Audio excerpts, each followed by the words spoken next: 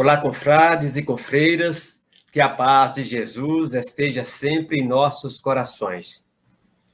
Foi com muita alegria que recebi o convite das confreiras Michele Rego, do Departamento Doutrinário do grupo, ou melhor dizendo, do Grêmio Espírita Perseverança e Caridade, GEPEC, com sede na Avenida Euclides da Cunha, Graça, Salvador, Bahia.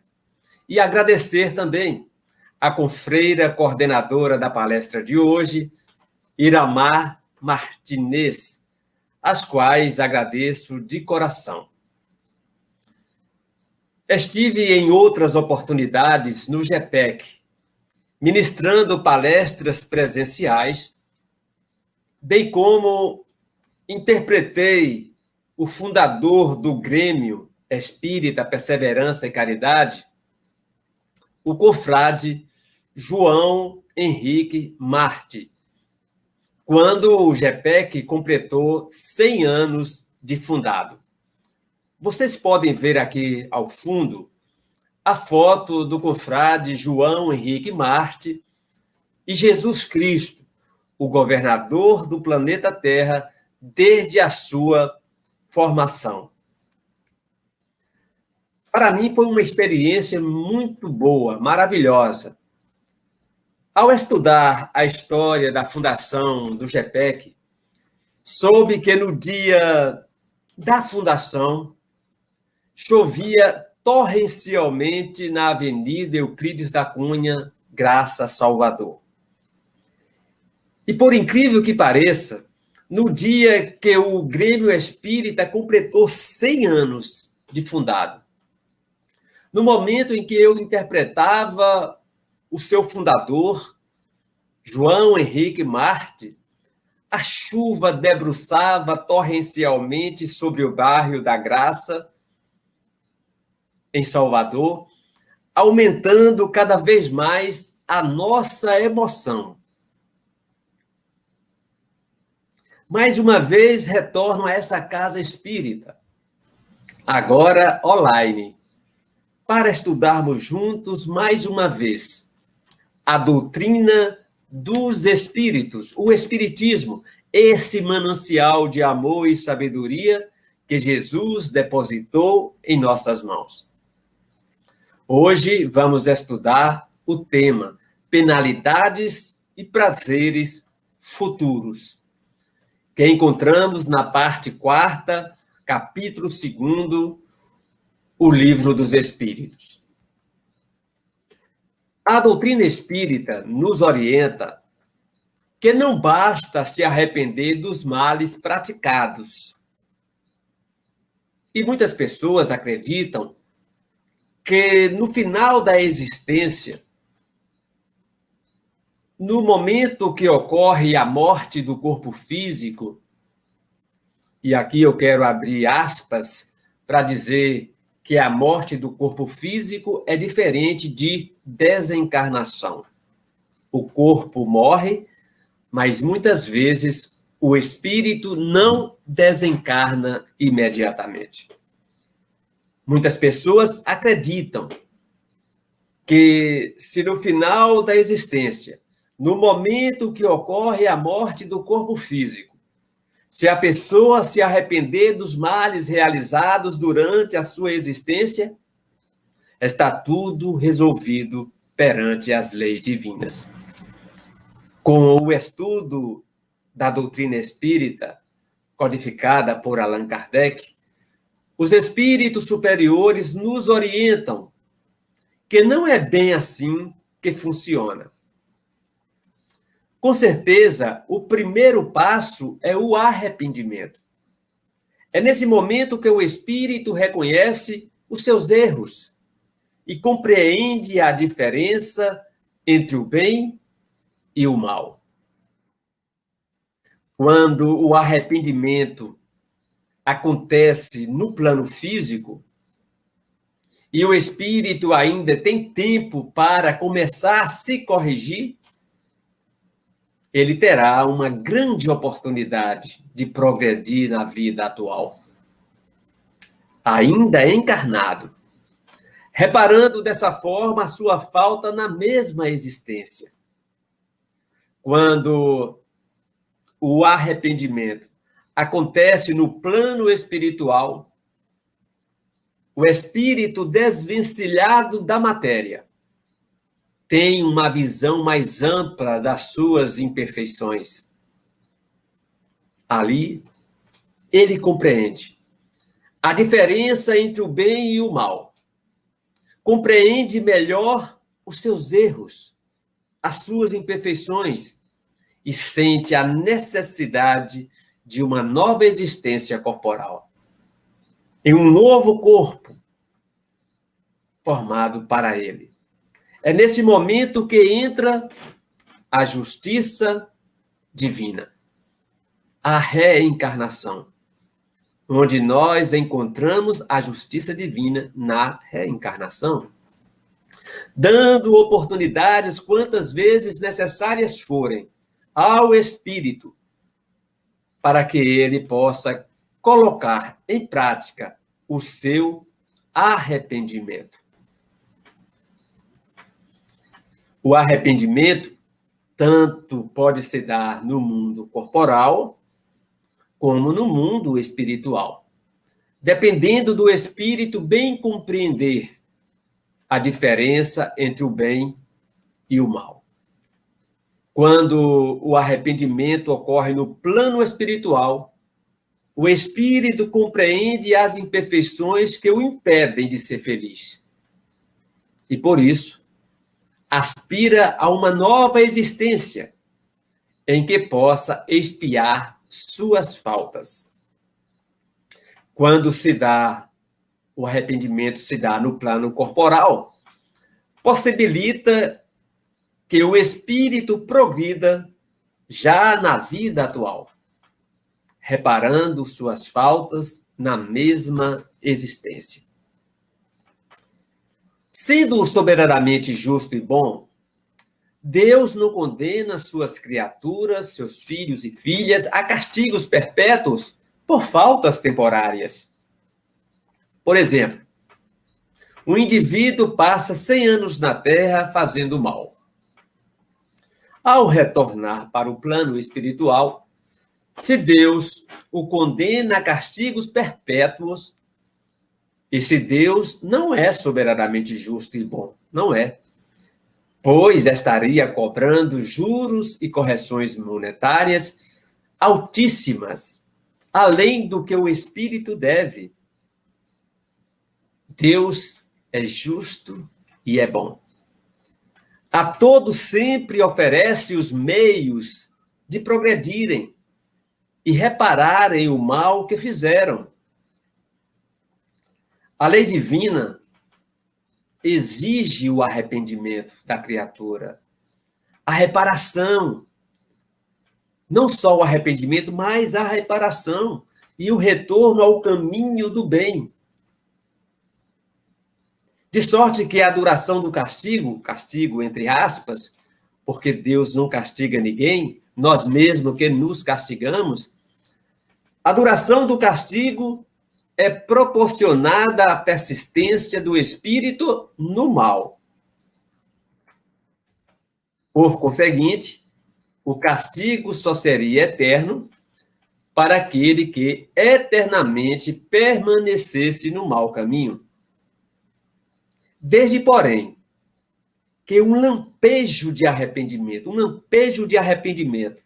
penetre o coração do culpado, Deus estende sobre ele a sua misericórdia, o seu amor que é constante.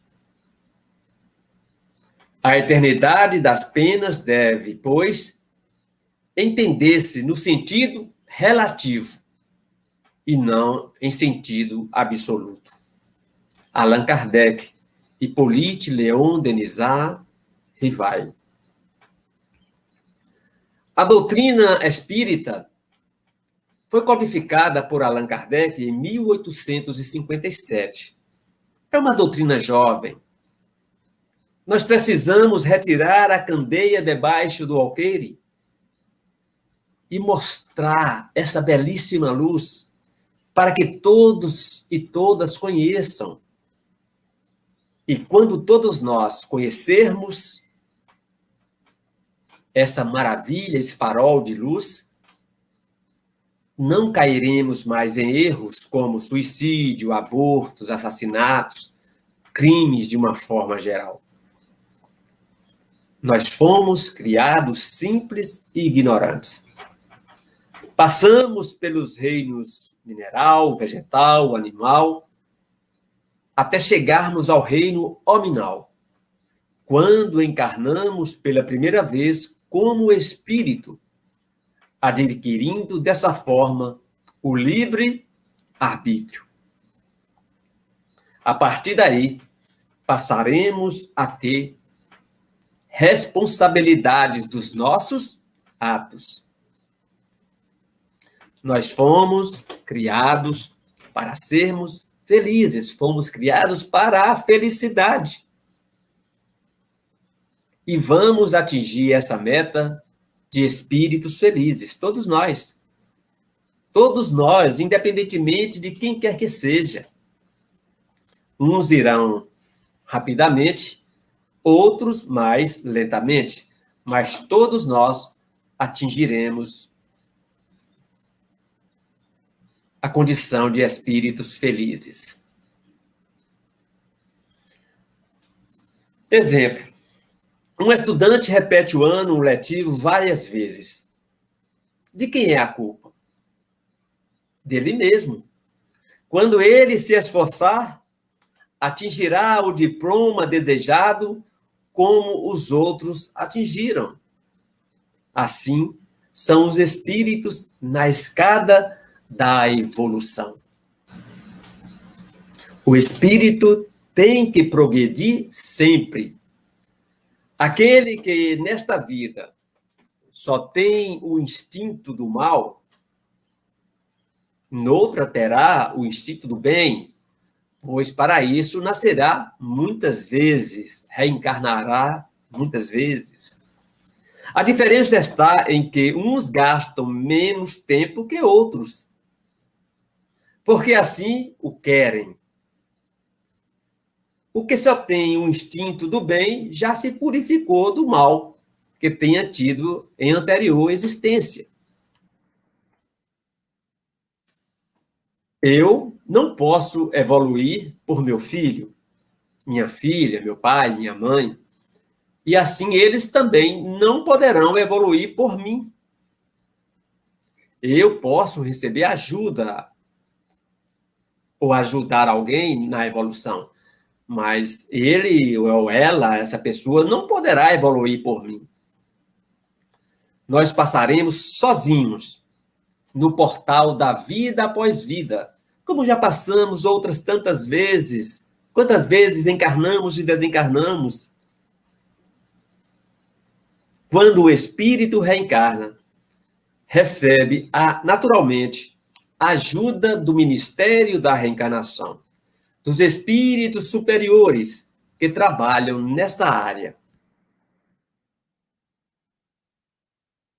O ser humano, ele é composto de corpo físico, corpo espiritual, perispírito, denominado perispírito, e o espírito, onde estão armazenados todos os conhecimentos, todas as experiências de vidas passadas.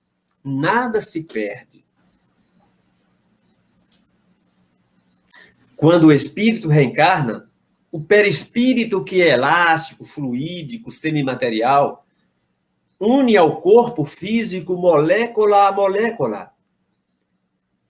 E o espírito começa o processo de esquecimento do passado.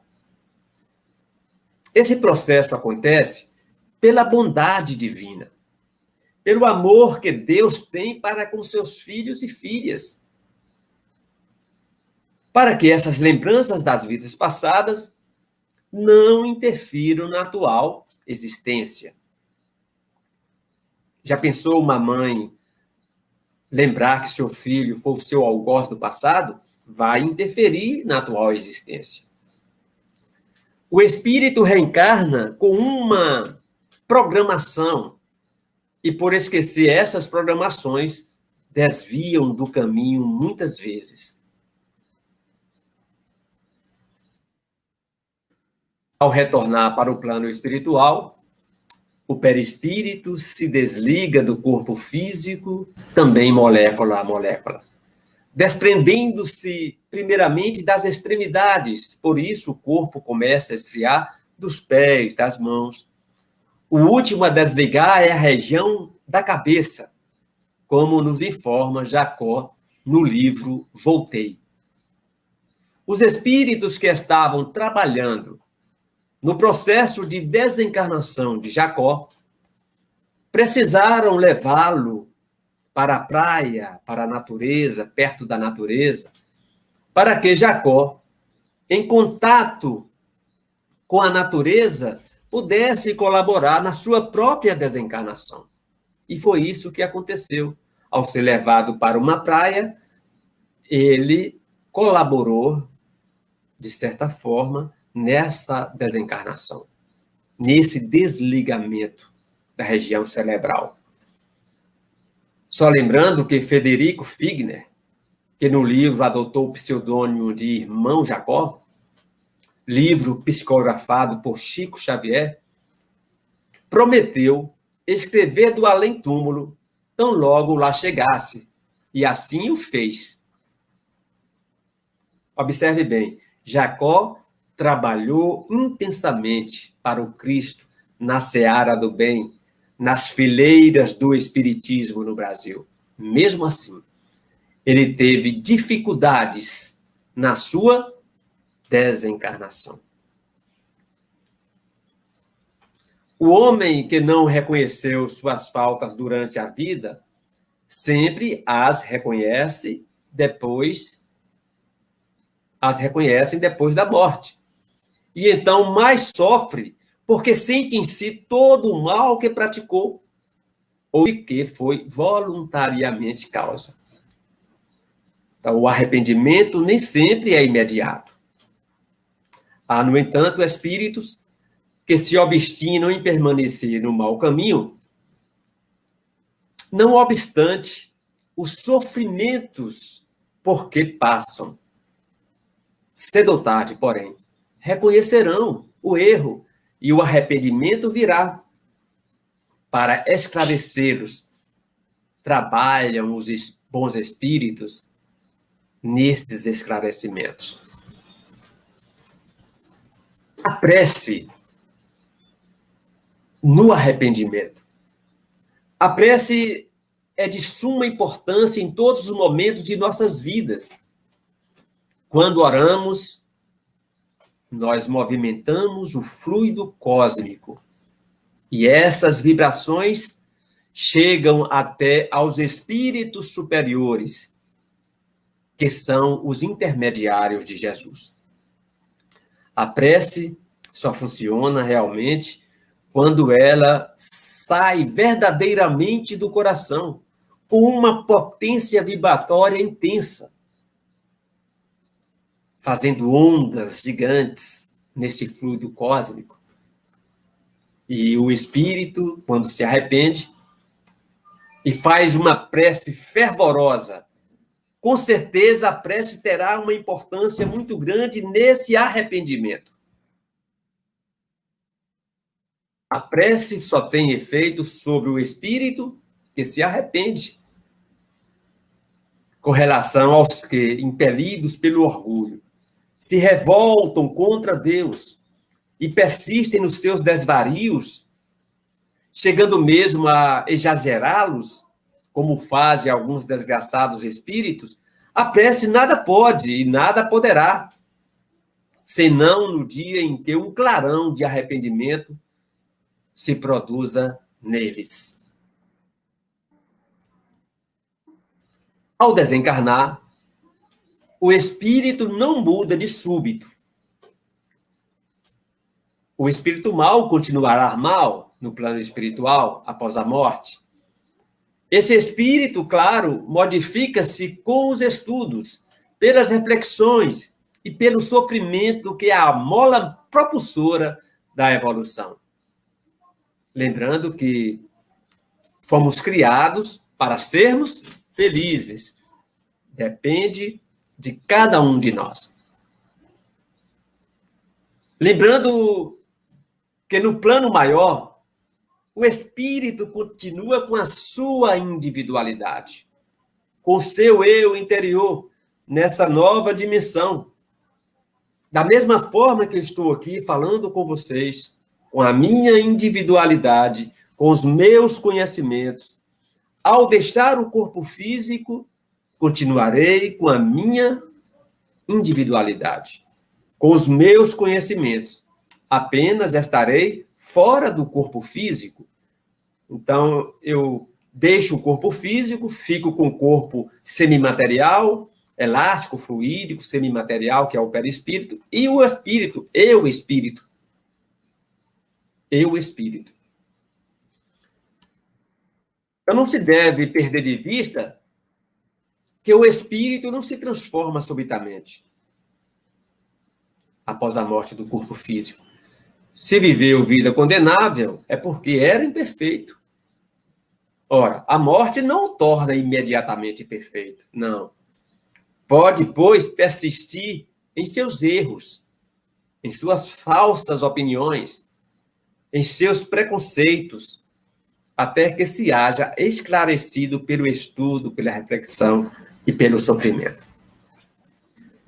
Na parte 4ª das Esperanças e Consolações, capítulo 2º, das penas e gozos futuros, expiação e arrependimento, na pergunta 998, Allan Kardec faz a seguinte pergunta aos espíritos superiores.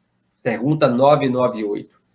A expiação se cumpre no estado corporal ou no estado espiritual? E os espíritos respondem, espíritos superiores respondem. A expiação se cumpre durante a existência corporal, mediante as provas a que o espírito se acha submetido, e na vida espiritual, pelos sofrimentos morais, inerente ao estado de inferioridade do espírito. Então, quando ele retorna para o plano espiritual, percebe que não fez aquilo que deveria fazer no seu compromisso na reencarnação. Ele sofre moralmente com isso. E começa, então, a trabalhar uma nova existência para a reparação. Nós vamos, então, falar agora sobre o Livro dos Espíritos, comentado pelo Espírito Miramês. A expiação se cumpre mais acentuadamente no estado corporal. É por este motivo que existe a reencarnação, para acordar a alma que dorme, qual a dinamite que abala a rocha, no sentido de que venha a ser útil aonde for chamada a servir.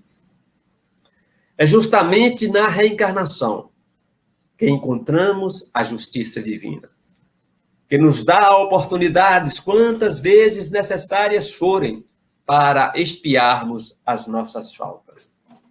Quando a alma passa a vida toda na carne, sob o guante da expiação, sem intervalo para o espírito meditar, essa expiação, por vezes, continua depois do túmulo, pelas linhas morais, amolecendo sentimentos e abrandando o coração.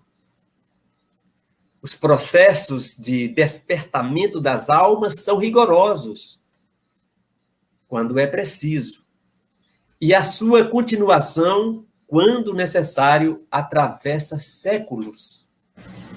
No entanto, a intenção da vida é acordar o sentimento de amor.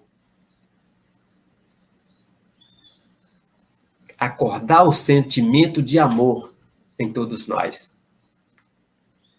Um dia aprenderemos a amar, cedo ou tarde.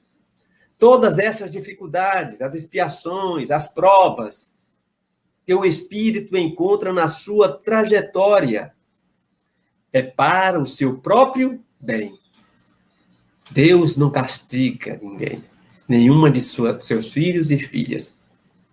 Nós mesmos nos castigamos. Nós estamos colhendo hoje aquilo que plantamos ontem e colheremos amanhã o que estamos plantando hoje.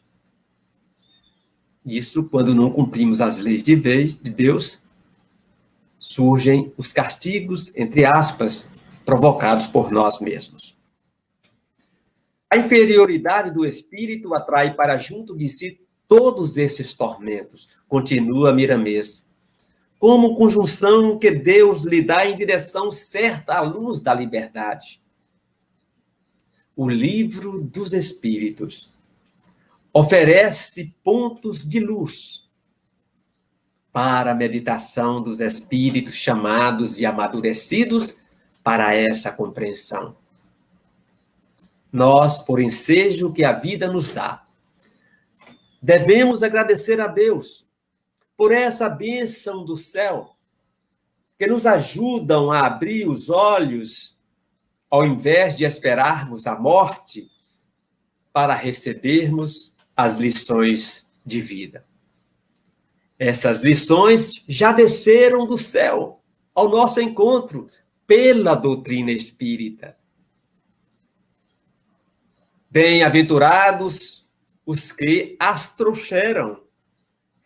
Bem-aventurados os que as divulgam, mesmo sofrendo duras provações. Bem-aventurados os que têm essa fé como norma de vida, pois viverão na terra já sentindo a companhia dos anjos, dos espíritos superiores. Bem-aventurados os sofredores, que passam pela expiação, pois serão consolados pela dor que lhes abre a visão para a vida maior. E continua Miramês. O final das expiações é mais agressivo e vem com sofrimentos de todas as ordens, no sentido de despertar as criaturas. O conselho do apóstolo Paulo aos Coríntios serve para todos os sofredores que se encontram sob a ação da dor. Tolerai quem vos escraviza, quem vos devore, quem vos detenha, que se exalta, quem vos esbofeteie no rosto. Coríntios 11, 20. Porque essa tolerância lhe mostra o ponto que alcançaram na vida. E se te parece que não podes tolerar do modo pedido pelo apóstolo Paulo, pede ajuda a Jesus, diante de qualquer modalidade de agressão que ele, o mestre dos mestres, não te perderá de vista, pela força do seu amor. Não pense que a expiação somente se cumpre na carne, esforçando assim para ficar livre do corpo. Esse gesto é infeliz. Nós temos que cumprir a nossa reencarnação, cuidar do corpo físico, até o chamado de Deus final. A expiação atravessa o túmulo, desde quando o espírito não esgotou as suas faltas, ou precisa de mais processos para o devido despertamento dos seus valores. A carga que a humanidade está carregando nos ombros, de expiações, de provas, é terrível. O fechamento do ciclo está se processando e os próximos acontecimentos provavelmente não serão bons. Para extirpar um tumor maligno, é necessário a violência da cirurgia. Vamos pedir a Jesus que nos abençoe pela coragem e a fé. Confiemos em Deus, que Ele é o Pai que sempre guia seus filhos e filhas para a luz. Nós do mundo espiritual, já despertos para a oportunidade do trabalho, estamos com as mãos dadas para despertar mais almas para o arrependimento sincero, no afã de que brilhe a claridade de Deus entre os seres humanos. Miramês. E numa pergunta feita aos espíritos, basta o arrependimento durante a vida para que as faltas do espírito se apaguem e ele ache graça diante de Deus? Resposta: o arrependimento concorre para a melhoria do espírito, mas ele tem que expiar o seu passado. Se diante disto um criminoso dissesse que, cumprindo-lhe, em todo caso, expiar o seu passado, nenhuma necessidade tem de arrepender-se, que é o que daí lhe resultaria? Tornar-se mais longa e mais penosa a sua expiação, desde que ele se torne obstinado no mal. Então, meus amigos e minhas amigas, confrades e confreiras, o espírito não pode expiar suas faltas sem o arrependimento. Se ele continua no mal, será mais longa e mais penosa a sua expiação. Não basta o arrependimento durante a vida para que as faltas do espírito se apaguem e ele ache graça diante de Deus. O primeiro passo é o arrependimento, mas depois terá que fazer a reparação dessas faltas. Então, já desde esta vida, poderíamos ir resgatando as nossas faltas? Agora, eu posso já começar a resgatar as minhas faltas? Sim, reparando-as, mas não criais que as resgateis mediante algumas privações pueris, ou distribuindo em esmolas o que possuirdes, depois que morrerdes, quando de nada mais precisais. Deus não dá valor a um arrependimento estéril, sempre fácil, e que apenas custa o esforço de bater no peito. A perda de um dedo mínimo, quando se esteja prestando um serviço, apaga mais faltas do que o suplício da carne suportado durante anos, com objetivo exclusivamente pessoal. Então, desde nessa vida encarnada, já poderemos começar a resgatar as nossas faltas, começando pela reforma íntima, visitar o nosso interior e fazer uma faxina, retirando os males que ainda há em nós. Como diz Santo Agostinho, ao deitar, deveremos colocar a cabeça no travesseiro e analisar o que fizemos de bom e de ruim durante o dia. A partir dessas reflexões, no dia seguinte, procurar não praticar mais o mal, os erros, e continuar fazendo as coisas boas. Assim, poderemos começar agora a reparar as nossas faltas. Pergunta: o que se deve fazer aquele que, em artigo de morte, reconhece suas faltas, quando já não tem tempo de as reparar? Basta-lhe, nesse caso, arrepender-se? O indivíduo não tem tempo mais para reparar as faltas, basta arrepender? E a resposta vem: o arrependimento lhe apressa a reabilitação, mas não o absolve. Diante dele não se desdobra o futuro, que jamais se lhe tranca.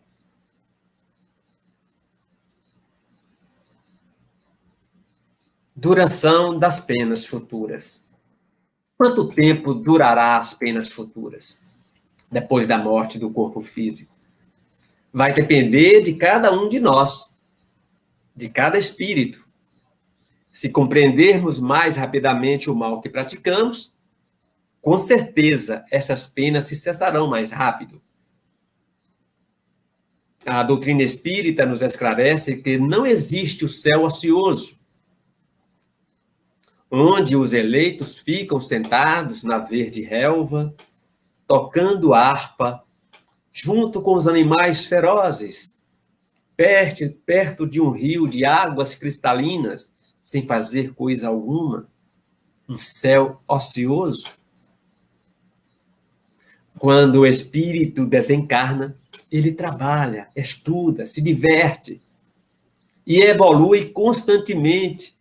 Trabalha para a sua melhoria e para a melhoria dos seus semelhantes nessa nova jornada de vida. A doutrina espírita esclarece também que não existe o inferno eterno, em que Deus envia os infratores de suas leis para esse inferno eterno. Deus é sabedoria, é sapiência, é puro amor. Nunca deixará seus filhos e filhas sofrerem eternamente porque erraram 70, 80, 100 anos. Seria um Deus injusto. E os espíritos superior, São Luís, diz assim: tudo no universo se rege por leis que revelam a sabedoria e a bondade de Deus. Assim também a duração dos sofrimentos do culpado na vida futura. A duração e a natureza dos sofrimentos dependem do tempo necessário para que o culpado se melhore, à medida que progride e que os seus sentimentos se depuram, seus sofrimentos diminuem e mudam de natureza. São Luís. Para o espírito sofredor, o tempo parece mais longo, pois para ele não existe o sono. Para os espíritos que já chegaram ao certo grau de purificação, o tempo se apaga diante do infinito.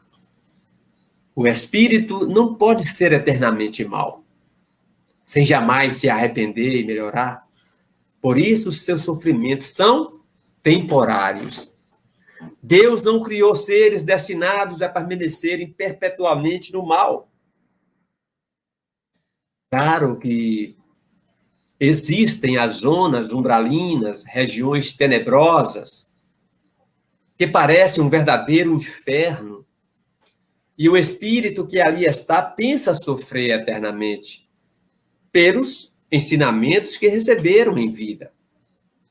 André Luiz, por exemplo, descreve muito bem essas zonas umbralinas no livro Nosso Lar, e também o filme Nosso Lar, podemos ver com mais clareza, as situações dos espíritos que ficam naquelas regiões de sofrimentos.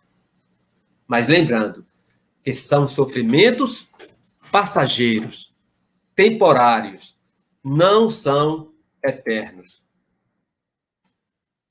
Cedo ou tarde, o espírito sente a vontade de progredir, pois é irresistível a necessidade de sair da inferioridade e se tornar feliz. Sábia e magnânima a lei que rege a duração das penas, porquanto subordina essa duração aos esforços do espírito. Jamais o priva do seu livre-arbítrio. Se deste faz ele mau uso, sofre as consequências. São Luís.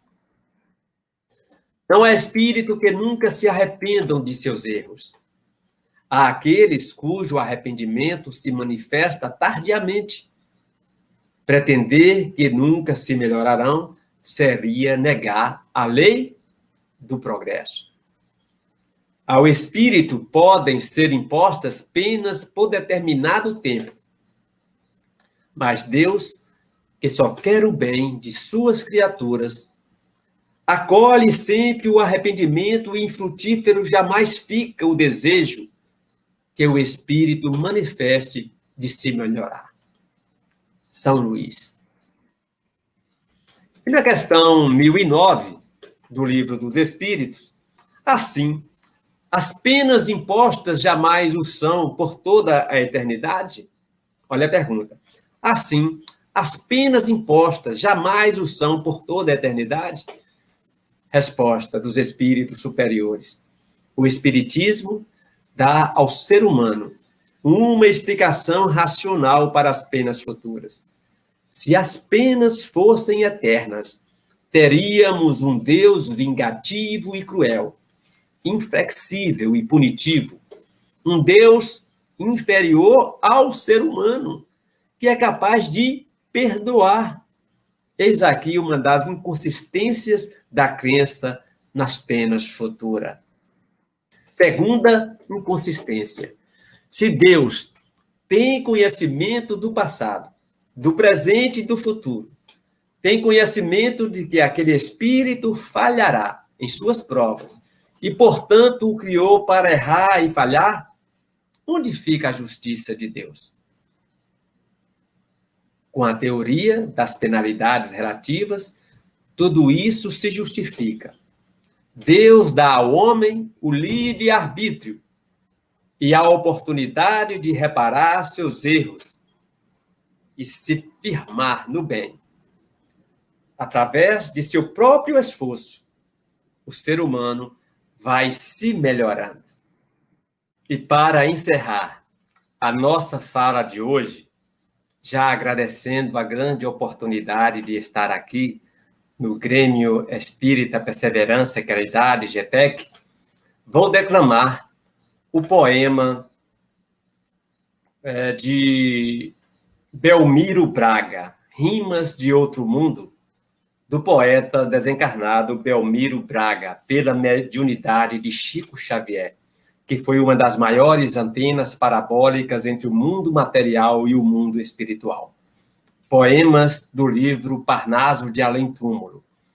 Belmiro Braga nasceu a 7 de janeiro de 1870, em Juiz de Fora, Minas Gerais, e desencarnou em 1937, também em Minas, em Juiz de Fora.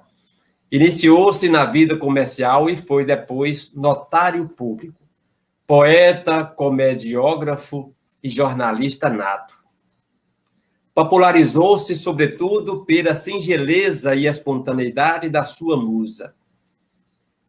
Era membro de realce da Academia Mineira de Letras, da qual foi um dos fundadores. Chamaram-lhe Rouxinol Mineiro. E no poema Rimas de Outro Mundo, Belmiro Braga diz o seguinte: cheguei feliz ao meu porto. Estou mais moço e mais forte. Encontrei paz e conforto na vida depois da morte. Eis as rimas de outro norte que escreve o poeta morto. Com a ignorância proterva que a morte é o fim, o homem pensa julgando no talo de erva a paisagem linda e imensa. Ah, feliz o que conserva as luzes doces da crença. Quanta gente corre, corre, ansiosa atrás do prazer, sonha e chora, luta e morre, sem jamais o conhecer. Não há ninguém que se forre sobre a terra ao padecer. Fecha a bolsa da ambição, não corras atrás da sorte, venera a morte que te exorte nos dias de provação. Tem coragem, meu irmão, ninguém se acaba com a morte. No mundo vale quem tem um cifrão de prata ou de ouro, mas da morte ao sorvedouro jamais escapa ninguém. O céu só vale o tesouro daquele que o fez o bem. que tua alma em preces arda no fogo da devoção. Deus é Pai que nunca tarda no caminho da aflição. Nas mágoas do mundo guarda a fé do teu coração. Entre a fé e o fanatismo, muito espírito se engana. A primeira ampara e irmana. O segundo é o dogmatismo, goela aberta de um abismo na estrada da vida humana. A terra, para quem sente, ainda é torre de Babel, onde a prática desmente as ilusões do papel. Muita boca sorridente, corações de lodo e fel. Suporta a dor que te cobre na estrada espinhosa e má. Quem é rico, quem é pobre, a essa estrada voltará. É uma aventura ser pobre, com a bênção que Deus nos dá. Na vida sempre supus, sem muita filosofia, que em prol do reino da luz, basta na terra sombria que o homem siga Jesus, que a mulher siga a Maria. Que Jesus, o médico incondicional de nossas almas, nos abençoe e nos ilumine hoje e sempre. Muita paz para todos e para todas.